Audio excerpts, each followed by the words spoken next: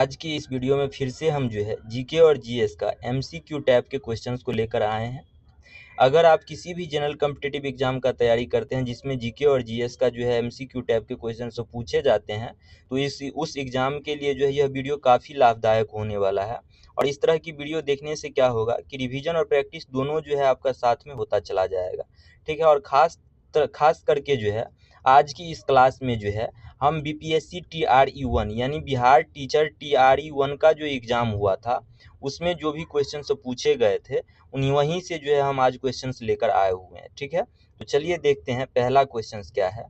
तो देखिए पहला क्वेश्चंस क्या है कि निम्नलिखित में से कौन सा बांध जो है महानदी पर स्थित है। तो देखिए महानदी से रिलेटेड जो है 2 पॉइंट पहले याद रख लीजिए कि महानदी का उद्गम जो है सिहावा पर्वत श्रेणी से होती है। कहाँ से होती है? सिहावा पर्वत श्रेणी से। और यह सिहावा पर्वत श्रेणी कहाँ से उद्गम होती है? छत्तीसगढ़ राज्य से जो है छत्तीसगढ़ राज्य में सिहावा पर्वत श्रेणी से महानदी का उद्गम होता है, यानी कि महानदी जो है निकलती है और वहां से निकल के महानदी जो है उड़ीसा में प्रवेश करती है। उड़ीसा में प्रवेश करने के बाद बंगाल की खाड़ी में गिर जाती है। अब देखिए हीराकुंड बांध जो है वो उड़ीसा में है, महानदी पर स्थित है। दुधवा बांध और घुमड़ापदर बांध ये दोनों बांध जो है छत्तीसगढ़ में है और यह दोनों बांध महानदी पर स्थित है। किस नदी पर स्थित है? महानदी पर स्थित है। तो देखिए इस क्वेश्चन में 3 ऑप्शन दिया गया था, तीनों बांध जो है वो किस नदी पर स्थित है? महानदी पर। हीराकुंड बांध भी, दुधवा बांध भी और धुमड़ापद्दर बांध भी। तो इसका आंसर क्या हो जाएगा? उपयुक्त में से एक से अधिक हो जाएगा, यानी महानदी पर क्या है? यह तीनों बांध ही स्थित है। ठीक है, अब नेक्स्ट क्वेश्चन से क्या है? नेक्स्ट क्वेश्चन है कि इटाई रोग किसके कारण होता है। तो देखिए पारा के कारण जो है मिनी माता रोग होता है ना, शायद मिनी माता रोग होता है। मिनी माता रोग जो है पारा के कारण होता है, लेकिन कैडमियम के कारण जो है इटाई रोग होता है। तो इसका ऑप्शन क्या हो जाएगा? सी हो जाएगा। ठीक है, अब नेक्स्ट क्वेश्चन क्या है? नेक्स्ट क्वेश्चन है कि महासागर प्रपट्टी क्रस्ट को कहते हैं कि मुख्य खनिज घटक क्या है, यानी महासागर प्रपट्टी के मुख्य खनिज घटक क्या है। तो देखिए याद रखिएगा कि हमारे पृथ्वी का जो लेयर, हमारे पृथ्वी के आंतरिक भाग को जो है 3 लेयर में बांटा गया है। ठीक है, अब मान लेते हैं, यह डायग्राम थोड़ा सा क्या हो गया, गलत हो गया। देखिए अब हम मान लेते हैं कि ये हमारा पृथ्वी है। अब पृथ्वी के आंतरिक भाग को क्या कहते हैं? कोर कहते हैं, क्रोड कहते हैं। और दूसरा जो भाग होता है पृथ्वी का, उस भाग को क्या कहते हैं? मेंटल कहते हैं। ठीक है, देखिए इस भाग को क्रोड कहते हैं, ठीक ना, और इस भाग को क्या कहते हैं? मेंटल कहते हैं, और इस भाग को जो है क्रस्ट कहते हैं। और इसी क्रस्ट पर जो है महाद्वीप भी है। इसी क्रस्ट पर क्या है? महाद्वीप भी है। और इसी क्रस्ट पर जो है महासागर भी है, महासागर भी है। ठीक ना, तो अब देखिए हमसे पूछा क्या जा रहा है कि महासागर प्रपट्टी के मुख्य खनिज घटक क्या है। तो देखिए ये महाद्वीप जो बना है ना वो सिलिका और एल्यूमिना से मिलके बना है, लेकिन महासागर हमसे पूछा जा रहा है तो महासागर जो है सिलिका और मैग्नीशियम से मिलके बना है, यानी इसका आंसर जो हो जाएगा वो सी नंबर हो जाएगा, सी ऑप्शन हो जाएगा। ठीक ना, अब देखिए इसका डिटेल एनसीईआरटी में जो दिया गया था उसका स्क्रीनशॉट हम लेकर आए हुए हैं। देखिए क्या डिटेल दिया गया है इसका कि महाद्वीप सहित नहीं होगा, यहाँ जो हो जाएगा महाद्वीप सतह। महाद्वीप सतह मुख्य रूप से जो है सिलिका एवं एल्यूमिना जैसे खनिजों से बनी हुई है, इसलिए इसे सियाल कहा जाता है। किसे? महाद्वीप सतह को। उसके बाद देखिए यहाँ अब क्वेश्चंस तो पूछा गया था यहाँ से महासागर से, तो महासागर की जो प्रॉपर्टी है मुख्यतः किसकी बनी है? सिलिका और मैग्नीशियम की बनी है, इसलिए इसे सीमे कहा जाता है। ठीक है, तो याद रखिएगा महाद्वीप यदि पूछे तो सिलिकॉन और एल्यूमिनियम से, और महासागर पूछे तो सिलिका और मैग्नीशियम से। ठीक है, नेक्स्ट क्वेश्चन क्या हो जाएगा अगला? नेक्स्ट क्वेश्चन क्या है कि सलीम अली पक्षी अभयारण्य कहाँ स्थित है। देखिए सलीम अली पक्षी अभयारण्य जो है वो गोवा राज्य में स्थित है। ठीक है, और गोवा में किस नदी पर? मांडवी नदी पर स्थित है, मांडवी नदी के तट पर स्थित है। ठीक है, तो ऑप्शन में उत्तर प्रदेश, मध्य प्रदेश, पश्चिम बंगाल है, गोवा राज्य है ही नहीं, तो यहाँ ऑप्शन क्या हो जाएगा? इनमें से कोई नहीं होगा। ठीक ना, तो याद रखिएगा कि इनमें से कोई नहीं, यानी कि सलीम अली पक्षी अभयारण्य जो है कहाँ है? गोवा में है। नेक्स्ट क्वेश्चन क्या है कि IUCN का मुख्यालय कहाँ स्थित है? तो देखिए IUCN का जो मुख्यालय स्थित है वो स्विट्जरलैंड में स्थित है। और IUCN क्या है? IUCN का जो मुख्य उद्देश्य है ना, इसका है प्राकृतिक संरक्षण। प्राकृतिक संरक्षण के लिए जो है ये अंतर्राष्ट्रीय संघ है और इसकी जो स्थापना हुई थी वो 1948 ईस्वी में हुई थी और इसका जो मुख्यालय है वो ग्रैंड स्विट्जरलैंड में स्थित है। ठीक ना। अब देखिए नेक्स्ट क्वेश्चन क्या है। श्रीलंका, नेक्स्ट क्वेश्चन है कि श्रीलंका कब स्वतंत्र हुआ था? तो श्रीलंका जो स्वतंत्र हुआ था वो 4 फरवरी 1948 ईस्वी को जो है स्वतंत्र हुआ था। याद रखिएगा, श्रीलंका 4 फरवरी 1948 को स्वतंत्र हुआ था। यह पूछा गया क्वेश्चन है BPSC TRE 1 में। फिर नेक्स्ट क्वेश्चन क्या है कि सर्व शिक्षा अभियान किसने प्रारंभ किया था? तो देखिए सर्व शिक्षा अभियान जो है 2001 ईस्वी में प्रारंभ किया गया था और अटल बिहारी वाजपेयी के सरकार के द्वारा, अटल बिहारी वाजपेयी सरकार के द्वारा यह प्रारंभ किया गया था। और इसका जो मुख्य उद्देश्य था सर्व शिक्षा अभियान का कि 6 से 14 वर्ष के बच्चों को निःशुल्क प्राथमिक शिक्षा दिया जाए। निःशुल्क क्या दिया जाए? प्राथमिक शिक्षा दिया जाए। अब यह 6 से 14 वर्ष के बच्चों को निःशुल्क प्राथमिक शिक्षा को 86वां संविधान संशोधन 2002 ईस्वी के द्वारा जो है मौलिक अधिकार में जोड़ दिया गया है। तो याद रखिएगा सर्व शिक्षा अभियान 2001 में प्रारंभ हुआ था अटल बिहारी वाजपेयी की सरकार में। 6 से उसका उद्देश्य जो था 6 से 14 वर्ष के बच्चों को निःशुल्क शिक्षा देना। ठीक ना। तो ऑप्शन इसका क्या हो जाएगा? आंसर C नंबर हो जाएगा। नेक्स्ट क्वेश्चन क्या है? आज जो भी क्वेश्चन है सारा जो है BPSC TRE 1 में पूछा गया क्वेश्चन है। देखिए नेक्स्ट क्वेश्चन क्या है कि सुभाष चंद्र बोस जो थे वो भारतीय राष्ट्रीय कांग्रेस के त्रिपुरी अधिवेशन में किसको हराकर अध्यक्ष बने थे? तो याद रखिएगा त्रिपुरी कहाँ है? मध्य प्रदेश, MP में है। MP में है। तो त्रिपुरी अधिवेशन में जो है सुभाष चंद्र बोस पट्टाभी सीतारामैया को जो है हराकर अध्यक्ष बने थे। क्योंकि देखिए इसमें क्या हुआ था कि 1939 में जो है त्रिपुरी अधिवेशन हुआ था और इस अधिवेशन में महात्मा गांधी चाह रहे थे कि पट्टाभी सीतारामैया को जो है अध्यक्ष बना दिया जाए। लेकिन क्या हुआ कि 1939 ईस्वी में मतदान के आधार पर जो है अध्यक्ष को चुना गया था। तो जिस वजह से जो है पट्टाभी सीतारामैया हार गई थी और क्या कहते हैं सुभाष चंद्र बोस का जो है वो जीत हुआ था और अध्यक्ष बने थे। लेकिन महात्मा गांधी और सुभाष चंद्र बोस के बीच इस बात से लेकर जो है नाराज हो गए थे महात्मा गांधी, जिस वजह से सुभाष चंद्र बोस जो है 1939 ईस्वी में इस्तीफा दे दिए अध्यक्ष पद से और खाली सीट को जो है राजेंद्र प्रसाद के द्वारा भरा गया। याद रखिएगा कि पट्टाभी सीतारामैया को हराकर सुभाष चंद्र बोस अध्यक्ष बने थे। लेकिन अध्यक्ष बनने के बाद महात्मा गांधी चाह रहे थे कि हम पट्टाभी सीतारामैया को बनाएं, जिस वजह से मनमुटाव हो गए थे महात्मा गांधी और सुभाष चंद्र बोस के बीच में। तो सुभाष चंद्र बोस जो है पद त्याग दिए थे, अध्यक्ष पद जो है वो त्याग दिए थे। जब त्याग दिए थे उसके बाद जो है राजेंद्र प्रसाद को जो है कांग्रेस का राष्ट्रीय अध्यक्ष अधिवेशन की अध्यक्षता पद पर जो है राजेंद्र प्रसाद को बनाया गया था। नेक्स्ट क्वेश्चन है निम्नलिखित में से कौन सा जो है, नेक्स्ट क्वेश्चन क्या है कि कौन सा शीत कटिबंध में आता है? देखिए ऐसे ऑप्शन तो समझ नहीं पाइएगा, तो पहले डायग्राम से हम लोग समझ लेते हैं। डायग्राम से समझने के बाद क्या होगा? आसानी हो जाएगा। ठीक है, देखिए डायग्राम क्या हो गया, थोड़ा सा टेढ़ा हो गया। फिर से डायग्राम को पहले बना लेते हैं।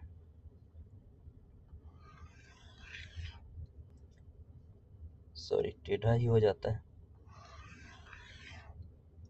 अब देखिए क्या होता है यहाँ कि 0 डिग्री पृथ्वी को जो है 0 डिग्री अक्षांश रेखा जो है पृथ्वी को क्या करती है? 2 बराबर भागों में बांटती है। ठीक है, अब ऊपर वाले भाग को 0 डिग्री के ऊपर वाले भाग को उत्तरी अक्षांश रेखा कहते हैं, उत्तरी गोलार्ध कहते हैं, और 0 डिग्री के नीचे के भाग को दक्षिणी गोलार्ध कहते हैं। अब 0 डिग्री के उत्तर में यानी कि उत्तरी अक्षांश रेखा 23.5 डिग्री उत्तरी अक्षांश रेखा खींचा जाता है, तो इसे क्या कहते हैं? कर्क रेखा कहते हैं। और 66.5 डिग्री उत्तरी अक्षांश रेखा को जो है क्या कहते हैं? 66.5 डिग्री उत्तरी अक्षांश रेखा को जो है उत्तरी ध्रुव वृत्त कहते हैं, उत्तरी ध्रुव वृत्त कहते हैं। और 90 डिग्री को क्या कहते हैं? उत्तरी ध्रुव कहते हैं। 90 डिग्री को जो है उत्तरी ध्रुव कहते हैं। तो याद रखिएगा, 0 डिग्री को भूमध्य रेखा कहते हैं, जो पृथ्वी को 2 बराबर भागों में बांटती है। 23.5 डिग्री को कर्क रेखा कहते हैं। 66.5 डिग्री को उत्तरी ध्रुव वृत्त कहते हैं। और 90 डिग्री को जो है क्या कहते हैं? उत्तरी ध्रुव कहते हैं। 90 डिग्री उत्तरी अक्षांश रेखा को। इसी तरह अब 0 डिग्री के दक्षिण में, यानी कि 0 डिग्री के दक्षिण में 23.5 डिग्री दक्षिणी अक्षांश रेखा को क्या कहा जाता है? 23.5 डिग्री दक्षिणी अक्षांश रेखा को जो है मकर रेखा कहा जाता है। उसी तरह 66.5 डिग्री दक्षिण अक्षांश रेखा को जो है दक्षिणी ध्रुव वृत्त कहा जाता है। क्या कहा जाता है? दक्षिणी ध्रुव वृत्त कहा जाता है। ठीक है, तो अब देखिए यहाँ से कैसे क्वेश्चन से पूछा गया है। तो देखिए 23.5 डिग्री उत्तर से लेकर 23.5 डिग्री दक्षिण के बीच के क्षेत्र को जो है ना क्या कहते हैं? उष्ण कटिबंध कहते हैं। उष्ण कटिबंध कहते हैं। और 66.5 डिग्री उत्तरी अक्षांश और 90 डिग्री उत्तरी अक्षांश के बीच के क्षेत्र को जो है शीत कटिबंध कहते हैं। उसी तरह 66.5 डिग्री दक्षिणी अक्षांश, 66.5 डिग्री दक्षिणी अक्षांश और 0 डिग्री दक्षिणी अक्षांश, यानी 90 डिग्री 90 डिग्री दक्षिणी अक्षांश के बीच को क्या कहते हैं? शीत कटिबंध कहते हैं। अब जो 23.5 डिग्री और 66.5 डिग्री के बीच बचा है, इसे क्या कहेंगे? इधर से उष्ण वाला क्षेत्र आएगा और इधर से शीत वाला क्षेत्र आएगा, यानी इसे क्या कहेंगे? शीतोष्ण कहेंगे। शीतोष्ण कटिबंध कहते हैं। उसी तरह उत्तरी अक्षांश, उत्तरी गोलार्ध में भी हो जाएगा शीतोष्ण कटिबंध। तो देखिए क्वेश्चंस क्या पूछा गया है कि सारे क्वेश्चंस में क्या कहा जा रहा है कि शीत कटिबंध आता है, यानी 66.5 डिग्री उत्तरी अक्षांश। तो कौन सा 66.5 डिग्री उत्तरी अक्षांश? इसका बात करा जा रहा है। और उत्तरी ध्रुव के बीच स्थित क्षेत्र, यानी इसका, यानी 90 डिग्री और 66.5 डिग्री के बीच का क्षेत्र क्या हो जाएगा? शीत हो जाएगा। बीच के क्षेत्र क्या है? शीत है। तो हाँ, ए नंबर तो सही होगा। अब बी को यदि चेक करें तो दोनों गोलार्ध में 23.5 डिग्री और 66.5 डिग्री अक्षांश के बीच स्थित क्षेत्र शीत कटिबंध होगा? तो नहीं, 23.5 डिग्री और 66.5 डिग्री, देख लीजिए, 23.5 डिग्री और 66.5 डिग्री के बीच के क्षेत्र दोनों गोलार्ध में क्या हो जाएगा? शीतोष्ण कटिबंध हो जाएगा। तो बी नंबर ऑप्शन क्या हो जाएगा? गलत हो जाएगा। अब सी नंबर ऑप्शन का यदि बात करें तो सी नंबर ऑप्शन में क्या है कि दक्षिणी ध्रुव वृत्त, दक्षिणी ध्रुव वृत्त यानी 66.5 डिग्री को कहते हैं। और दक्षिणी ध्रुव यानी 90 डिग्री दक्षिणी ध्रुव को कहते हैं। तो 66.5 डिग्री और 90 डिग्री का बात कर रहा है, यानी कि शीत कटिबंध तो है ना, शीत कटिबंध कहते हैं 66.5 डिग्री और 90 डिग्री को। तो सी नंबर भी ऑप्शन हो जाएगा, यानी ए और सी दो ऑप्शन सही है। यानी इसका जो आंसर हो जाएगा वो क्या हो जाएगा? एक से अधिक हो जाएगा। ठीक ना, तो याद रखिएगा। देखिए क्वेश्चंस फिर एक बार देख लीजिए क्या पूछा जा रहा था। क्वेश्चन हमसे पूछा जा रहा था कि निम्नलिखित में से कौन सा शीत कटिबंध में आता है। ठीक ना, यह हमसे क्वेश्चंस पूछा जा रहा था। तो याद रखिएगा कि 66.5 डिग्री उत्तरी अक्षांश और 90 डिग्री उत्तरी अक्षांश के बीच जो है शीत कटिबंध में आता है। उसी तरह 66.5 डिग्री दक्षिणी अक्षांश और 90 डिग्री दक्षिणी अक्षांश का बीच क्षेत्र जो है वो शीत कटिबंध में आता है। याद रखिएगा। ठीक ना, नेक्स्ट क्वेश्चन क्या है कि 1 गीगाबाइट बराबर क्या होता है। यानी 1 गीगाबाइट यानी 1 जीबी का हमसे बात करा जा रहा है। 1 जीबी बराबर कितना एमबी हो जाएगा? तो याद रखिएगा 1 जीबी बराबर 1024 एमबी हो जाएगा। और 1 एमबी बराबर यदि आपसे पूछ ले तो 1024 क्या हो जाएगा? केबी हो जाएगा। तो हमसे क्वेश्चंस में क्या पूछा जा रहा है? 1 जीबी बराबर पूछा जा रहा है। तो 1 जीबी बराबर तो 1024 एमबी हो जाएगा, यानी बी नंबर ऑप्शन हो जाएगा। नेक्स्ट क्वेश्चन क्या है कि विटामिन B12 का रासायनिक नाम क्या है। विटामिन B12 का रासायनिक नाम पूछा जा रहा है। देखिए विटामिन बी कितने टाइप के होते हैं? B1 होता है, B2 होता है, B3 होता है, B4 नहीं होता है, फिर B5 होता है, B6 होता है और B7 होता है, फिर जो है B11 होता है और बी क्या होता है? 12 होता है। तो इतने टाइप से विटामिन बी पाए जाते हैं। B1 को क्या कहते हैं? थायमिन कहा जाता है। ठीक ना, याद रखिएगा B1 को थायमिन कहा जाता है, B2 को राइबोफ्लेविन कहा जाता है और B3 को जो है निकोटिनामाइड कहा जाता है या नियासिन भी कहा जाता है। B5 को जो है पेंटाथाइमिन कहा जाता है, पेंटाथाइमिन कहा जाता है। और B6 को जो है पैराडॉक्सिन कहा जाता है, पैराडॉक्सिन कहा जाता है। और B7 को बायोटीन कहा जाता है। और B11 को जो है फॉलिक अम्ल कहा जाता है। और B12 को जो है कोबालामीन कहा जाता है, जो क्वेश्चंस में पूछा गया है। साइनोकोबालामीन किसे कहा जाता है? तो विटामिन B12 को कहा जाता है, ठीक ना। तो याद रखिएगा। और नियासिन या निकोटिनामाइड किसे कहते हैं? B3 को कहते हैं, ठीक ना। अब देखिए नेक्स्ट क्वेश्चन क्या है। नेक्स्ट क्वेश्चन है कि सोडियम हाइड्रोक्साइड, तो सोडियम हाइड्रोक्साइड को हम लोग कैसे लिखते हैं? NaOH, सोडियम हाइड्रोक्साइड को कहते हैं। और हाइड्रोक्लोरिक अम्ल यानी HCl का बात करा जा रहा है, दोनों को क्या करते हैं? अभिक्रिया कराते हैं। सोडियम हाइड्रोक्साइड और HCl को जब हम अभिक्रिया कराते हैं तो क्या होता है? सोडियम क्लोराइड यानी कि नमक हमें मिलता है NaCl, और जल बनता है यानी H2O। ये तो क्वेश्चंस में दिया गया था कि जब हम सोडियम हाइड्रोक्साइड को HCl से अभिक्रिया करवाते हैं तो क्या होता है? लवण यानी सोडियम क्लोराइड और जल हमें मिलता है। यह कौन सी अभिक्रिया है हमसे पूछा जा रहा है। तो देखिए सोडियम हाइड्रोक्साइड क्या है? क्षार है। जिसमें OH लगा हो वो क्या होता है? क्षार होता है। तो OH लगा हुआ है यानी क्या है? क्षार है। अब HCl क्या है? हाइड्रोक्लोरिक अम्ल यानी कि ये क्या है? अम्ल है। यह अम्ल क्या है? अम्ल है। और NaCl क्या है? ये लवण है, यानी यह उदासीन लवण है, सॉरी यह लवण है। और यह H2O तो जल है। यानी कि जब क्षार और अम्ल को अभिक्रिया करवाते हैं तो हमें क्या मिलता है? लवण और जल मिलता है। और इस अभिक्रिया को क्या कहते हैं? उदासीनीकरण अभिक्रिया कहते हैं। याद रखिएगा, क्षार और अम्ल को अभिक्रिया करवाते हैं तो लवण और जल मिलता है, और इस अभिक्रिया को जो है हम क्या कहते हैं? उदासीनीकरण अभिक्रिया कहते हैं, ठीक है। नेक्स्ट क्वेश्चन क्या है। नेक्स्ट क्वेश्चन है कि लावा को ठंडा होने और ठोस होने से किस प्रकार की चट्टान बनती है। तो याद रखिएगा, इग्नियस चट्टान बनती है। इसी को हिंदी में अग्नेय चट्टान भी कहते हैं, अग्नेय चट्टान भी कहते हैं। देखिए चट्टान कितने प्रकार के होते हैं? 3 प्रकार के होते हैं। एक तो अग्नेय चट्टान होते हैं, दूसरा क्या होता है? अवसाद चट्टान होता है, अवसादी चट्टान होता है। तीसरा जो है रूपांतरित चट्टान होता है, रूपांतरित चट्टान होता है।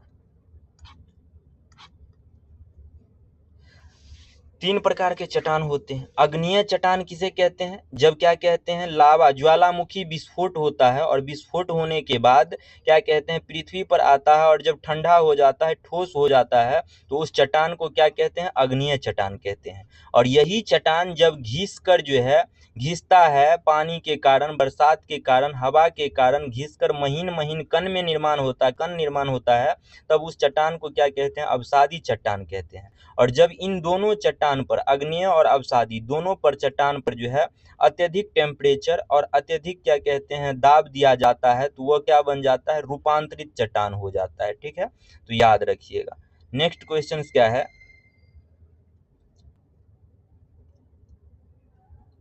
कि ऊष्मा स्थानांतरण जिसके लिए किसी माध्यम की आवश्यकता नहीं होती है क्या कहलाता है।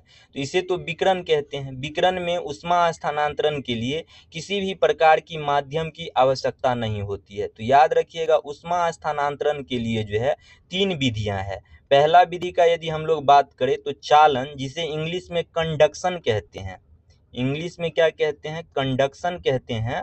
और दूसरा जो हो जाएगा ऊष्मा स्थानांतरण की विधि, वह संवहन हो जाएगा।